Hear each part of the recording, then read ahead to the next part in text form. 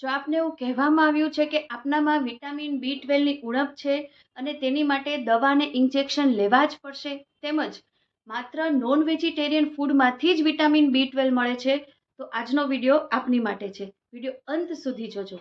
નમસ્કાર, હું છું કાનન માંકર.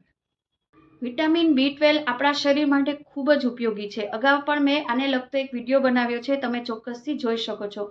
હું અત્યારે ફટાફટ જણાવી દઉં કે આપણને ખ્યાલ કઈ રીતે આવે કે આપણામાં વિટામિન B12ની ઉણપ છે. તો પહેલું છે થાક અને નબળાઈ. કારણ કે RBC ઘટવા માંડે છે, વિટામિન B ઓછું થાય એટલે RBC ઓછા થવા લાગે, એટલે દરેક અવયવ સુધી ઓક્સિજન પહોંચવો જોઈએ તેટલી માત્રામાં પહોંચતો નથી. એના કારણે આપણા શરીરમાં ઉર્જા રહેતી જ નથી. તમે 10 થી 15 ડગલા ચાલો તો પણ તમને થાક લાગે છે, તમારે પગ પછાડવા પડે એટલા તો તમને પગ દુખે છે, તમારા હાડકાં નબળા પડે છે, તમારું ક્યાંક ને ક્યાંક શરીર નબળું પડે છે. તો આ એક મુખ્ય લક્ષણ છે.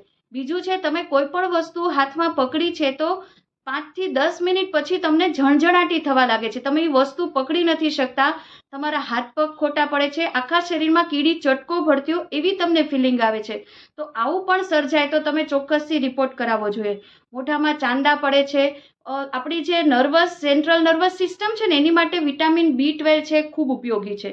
હવે ઓછું છે એટલે આપણી જે ન્યુરોલોજીકલ સમસ્યા છે નાની મોટી હોય, તમારા મૂડ સ્વિંગ થાય, ચિંતા છે, પૂરતી નીંદર ન થાય, યાદશક્તિ ઘટે, તો આવી નાની મોટી સમસ્યા છે એ સર્જાય છે. હવે આ તો થયા લક્ષણો. તો આની ઉપરથી તમે થોડો ઘણો અંદાજો લગાવી શકો કે મારે રિપોર્ટ કરાવવા પડશે. પણ હવે એવી માન્યતા છે કે માત્ર નોન વેજીટેરિયન ફૂડમાંથી જ આપણને પૂરતા પ્રમાણમાં વિટામિન B12 મળી શકે. એ મળે છે એનિમલ ફૂડમાંથી, વાત થોડે ઘણે અંશે સાચી છે, પરંતુ એવી વસ્તુઓ પણ છે કે જે તમે પૂરતા પ્રમાણમાં લો તો તમે વેજીટેરિયન ફૂડમાંથી પણ વિટામિન B12ની કમી છે પૂરી કરી શકો. તો હું 4 થી 5 ફૂડ આઇટમ્સ જણાવું. પહેલી વાત કરીએ તો દૂધ. દૂધ છે એક બને તો ગાયનું, અને જોવાનું કે કઈ જગ્યાએથી ગાયનું દૂધ આવે છે. તો ગાયનું દૂધ 200 થી 250 ml નો તમે ગ્લાસ પીવો તો રોજિંદા જીવનમાં તમારે એક દિવસમાં જેટલી જરૂરિયાત હોય ને, અડધા ભાગનું તો એ દૂધ પૂરું કરી લેશે. ઘણાને થશે મને દૂધ સદતું નથી, દૂધ ફાવતું નથી, તો તમે દહીં લઈ શકો છો. દહીં પણ એક સારી વસ્તુ છે. હવે કેવું કે વિટામિન B12 વધે છે એટલે દહીં ગમે ત્યારે ખાવું તો પણ નહીં, તમારી તાસીર તમારી પ્રકૃતિ પ્રમાણે ખાવાનું. બને તો રાત્રે નહીં ખાવાનું, તમે દિવસના ભાગમાં લઈ શકો. 3-4 લેડીઝ છે મારા જાણીતા, તો એને એવી રીતે પ્રયોગો કર્યા હતા કે ભાતમાં દહીં ઉમેરીને 4-5 કલાક રાખ્યા હતા અને 2 ચમચી એ ખાતા, તો એનાથી પણ એને થોડા ઘણા વિટામિન B12 અપ થવાના રિપોર્ટ મળ્યા છે. તો આ નુસ્ખો પણ તમે કરી શકો. ડેરી આઇટમ્સ બીજી છે, પનીર છે, ચીઝ છે. હવે તમારા શરીર પ્રમાણે, તમે મેદસ્વીતાના શિકાર હો તો તમે પનીર, ચીઝ છે એ માપમાં લેવાનું.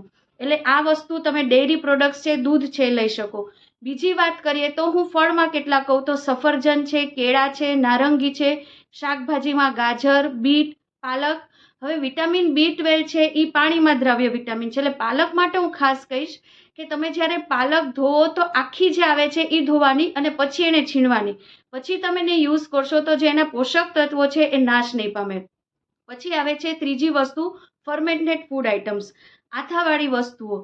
હવે આમાં પણ હું ખાસ કહીશ કે જેને ગેસ્ટ્રિક પ્રોબ્લેમ હોય, એસિડિટી હોય, ઓટકાર આવતા હોય, ખોરાક પચતો ન હોય, તો તે લોકો કેવું કે 9 વાગ્યા પછી, 10 વાગ્યા પછી પ્રેમથી આથાવાળો ખોરાક ખાય છે અને એનું પેટ જોવો, શરીર જોવો તો થોડું અડધું ઉર્જા વગરનું થઈ જાય છે. તો વિટામિન B12 વધારવા એક વસ્તુ સારી કરવા, બીજી વસ્તુ ખરાબ નહીં કરવાની. તમારી તાસીર તમને સદે એવી ન હોય તો તમારે આથાવાળી વસ્તુ છે સવારે ખાવાની. ઇડલી ખાઈ શકો, ઢોકળા છે, ઢોસા છે, આવી બધી વસ્તુઓ તમે વાપરી શકો. ચણા છે, ખાસ કરીને કાબુલી ચણા છે એ વિટામિન B12 વધારવા માટે ખૂબ ઉપયોગી છે. દાળિયા, આપણે જે રોજિંદા વેરમાં શીંગ દાળિયા ખાય છે, તો દાળિયા પણ વિટામિન B12 નો સોર્સ છે. એક છે ઘઉંના જવારા. અત્યારે તો ઘણા લોકો જે બહારગામ રહેતા હોય, પોતાની જગ્યાએ મળી ન શકતા હોય, તો ઓનલાઈન પણ હવે મળે છે. તો તમે ઘેરે પણ વાવી શકો છો. એવી ફેસિલિટી ન હોય તો તમે ઓનલાઈન મંગાવી શકો છો. અને જવારાનો જ્યુસ, એ એક વસ્તુ સુધારશો ને એટલે બીજી વસ્તુ ઓટોમેટિક તમારી સારી થશે. આ ઘઉંના જવારા છે B12 વધારશે, પણ ઓવરઓલ તમારી હેલ્થ, તમારા હાર્ટ માટે પણ સારું, તમારા કોલેસ્ટ્રોલ માટે પણ સારું. તો આ 4 થી 5 આઇટમ છે જેને વિટામિન B12 ઓછું છે એણે તો ખાવાની જ છે. થોડાક લક્ષણો જણાયા તે પણ શરૂ કરી શકે છે, ને જેને કંઈ જ નથી તો તમે આ થોડું ઘણું તમે રૂટીનમાં ઉમેરો તો તમે ભવિષ્યમાં ન થાય.